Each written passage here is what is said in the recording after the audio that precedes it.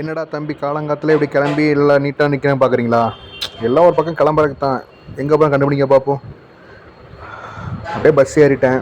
Bus ஏறி அப்படியே இயற்கையை பார்த்துக்கிட்டு அப்படியே போகிறேன். எங்கே போகிறேன் அப்படின்னாக்கி பண்ணாரி இருக்குல்ல, பண்ணாரி கோயிலுக்கு அங்கே தான் போகிறேன். சத்தியமங்கலத்துக்கு டிக்கெட் எடுத்துக்கிட்டேன். 45 ரூபாப்பா. டிக்கெட் எடுத்துகிட்டு அப்படியே கிளம்பி உட்காந்தேன்.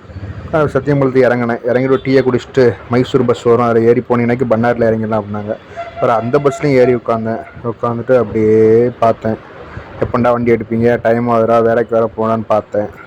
பார்த்துட்டே இருக்கும்போது அப்படியே சரி நம்ம மூத்தையும் விட்டே பார்ப்பேன்னு நம்ம மூத்த பார்த்தேன். பரவாயில்ல, கொஞ்சம் அழகாக தான் இருக்கிறேன். அதுக்கப்புறம் அங்கே தான் டிக்கெட் எவ்வளோ கட்டணும், 12 ரூபா அப்படின்னாங்க. அப்புறம் 12 ரூபா டிக்கெட் எடுத்துகிட்டு அப்படியே ஜன்னல் ஒரு சீட்டில் அப்படி குழந்த மாதிரி உட்காந்துக்கிட்டு அப்படியே இயற்கையை பார்த்துட்டே வந்தேன். என்னடா இது வானத்தில் ஏதோ கருப்பாக தெரியுதுன்னு பார்த்தோம்னாக்கி அப்புறம் தெரியுது அது மலை. அவ்வளோ பெரிய மலை. இங்கேருந்து எப்படியும் ஒரு 10 கிலோமீட்டர் இருக்கும். இங்கேருந்து நான் கிளம்புன சத்தியிலேருந்து பண்ணாரி வரைக்கும் சைடு ஃபுல்லாக மலை தான் சாமி. எவ்வளோ பெரிய மலையாக இருக்குது. அப்புறம் அப்படியே அவங்க வந்து இறங்கினோன்னே அது மைசூர் மேலே பார்டருக்கு வந்து செம்ம டிராஃபிக்காக இருந்துச்சு. டிராஃபிக்கெல்லாம் பார்த்துட்டு இது இப்படி விட்டால் தெரியாத இருந்துச்சு. அப்படியே நடந்து அப்படியே உள்ளே போனேன். இன்ட்ரெஸ்டே அப்படி கோயில். அப்படியே உள்ள கோயிலுக்குள்ளே போய் செருப்பை கழட்டி விட்டா, ஐயா செருப்பை யார் ஆட்டை போட்டுறாங்க, இப்போ கடவுளை வேண்டிட்டு அப்படியே உள்ளே போனேன். உள்ளே போகும்போது ஏதோ பில்டிங் வேலை நடந்துகிட்ருக்கும் போல். நான் ரொம்ப நாள் கழிச்சு வர்றேன், வந்து 1.5 வருஷத்துக்கு மேலே ஆகுது. அப்படியே உள்ளே போனேன். அப்படியே கூட்டமாக போனேன். சைட்டில் ஒரு கடைலாம் உண்டு. அந்த இப்படி கயிறு கட்ட கடை அதெல்லாம் எதுவுமே இல்லை. அப்புறம் உள்ளே போயிட்டு அப்படியே நடந்து போனேன். ஏதோ அன்னதானம் கொடுப்பாங்களா, சாப்பிட்டு உள்ளே போகலான்ட்டு. அப்புறம் உள்ள நேராக கோயிலுக்குள்ளே போனேன். கோயிலுக்கு போனோன்னே இந்த வழியாக வரும் அப்படி லைன் போட்டுச்சு. ஆனால் கூட்டமே இல்லை. நான் அன்றைக்கி போனதுனால கூட்டமே இல்லை, ரொம்ப ஃப்ரீயாக இருந்துச்சு.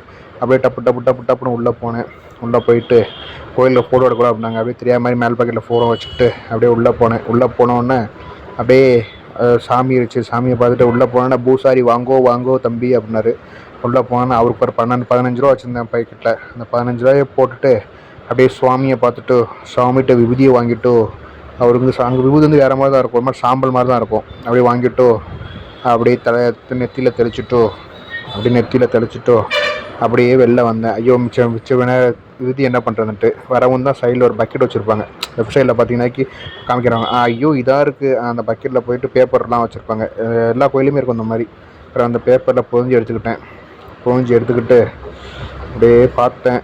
அந்த பேப்பரை எடுத்துகிட்டு அப்படியே சரிட்டு ஓகே நம்ம அப்படியே கொஞ்சம் நடந்து போகலான்ட்டு அப்படியே வெளில நடந்து வரோம். முன்னாடி ரோட்டில் உப்பை கொட்டி வச்சுருக்கீங்கன்னு பார்த்தேன். அப்படியே உப்பு கொட்டி வச்சுருப்பாங்க பாருங்கள் சைடில். உப்பெல்லாம் இது வந்து வேண்டுதல் மாதிரி. அந்த கோயிலில் உப்பு சந்தனம் எல்லாத்தையும் மிக்ஸ் பண்ணி போடுவாங்க. அது ஒரு வேண்டுதல் மாதிரி. அந்த வேண்டுதலையும் பார்த்துட்டு முடிச்சுட்டு கோயில் எங்கேருந்து தூரமாக இருந்து பார்த்தேன். எப்படி இருக்கு பாருங்கள், செம்மையாக இருக்குல்ல. இந்த கோயில் வீரப்பன்லாம் அப்போலாம் வருவாராமா. அந்த காலத்தில் வீரப்பன்லாம் வருவார் சொல்லுவாங்க. அது உண்மையானு தெரில. அப்புறம் அப்படியே நம்ம செல்ஃபி அப்படியே அடிக்கடி நீங்கள் இப்போ என் முகத்தை பார்க்கலாம் வருத்தப்படக்கூடாது, என் முகத்தை காமிச்சிட்டு அப்புறம் அப்படியே கோயிலை காமிச்சேன். கோயிலை பார்த்துட்டு அப்படி நானும் சாமி வேணுனேன். சாமி கடவுள் புண்ணியத்தில் நல்லா இருக்கணும் சாமி, எந்த வம்பு தும்புக்கு போகாமன்ட்டு. அப்புறம் அங்கேருந்து கொஞ்சம் கீழே இறங்கணும் அப்படின்னாக்கி கீழே வந்து என்ன சொல்கிறது, காட்டு கோயில் மாதிரி இருக்கும். முன்னாடி சாமி இருக்குது. அந்த மாதிரி சாமியை பார்த்துட்டு அதுக்கப்புறம் கொஞ்சம் தள்ளி வந்தோம்னாக்கி அந்த கல்லுலேயே சும்மா அவங்களாம் ரெடி பண்ணியிருப்பாங்க. அந்த காலத்தில் ரெடி பண்ணது போல் பார்க்க சூப்பராக இருக்கும். அதுக்கப்புறம் அப்படியே கீழே வந்தேன். இந்த சாமியை பார்த்தேன். இந்த சாமிலாம் தெரில சரிங்களா. அதாவது உங்களுக்கு தெரிஞ்சுன்னா கமெண்ட்டில் சொல்லுங்கள். அப்புறம் அப்படியே கீழே வந்துட்டு இங்கே ஒரு கோயில் ஒன்று உண்டு. அந்த கீழே இறங்கலாம். அப்புறம் தெரியுதுல்ல, அந்த கீழே இறங்கலாம். பட் கீழே ஃபுல்லாக குரங்காக இருந்துச்சு. பயந்து போய் கீழே போகலாம். ஆனால் கீழே இருந்தால் வீரப்பன் அவர்லாம் வந்து அந்த சாமி கும்பிடுவான்னு சொல்லுவாங்க. அது எனக்கு போகிற கொஞ்சம் பயமாக இருந்துச்சு. உண்மையை சொல்லணும்னா குரங்க செல்ல பிடிங்கிருமோ, தலைமுடிச்சு பிடிச்சி செலுத்தணும், கொஞ்சம் பயமாக இருந்துச்சு. அதனால் அப்புறம் இங்கே அந்த சாமி இருந்துச்சு. இந்த சாமியை பார்த்துட்டு சாமிகிட்ட வணக்கத்தை போட்டு அப்படியே உங்களை சுற்றி காமிக்கிற பண்ண கீழே தான் அந்த மரம் இருக்குல்ல, அந்த கீழே இறங்கி போனோம்னாக்கி அங்கே ஒரு சின்ன கோயில் உண்டு.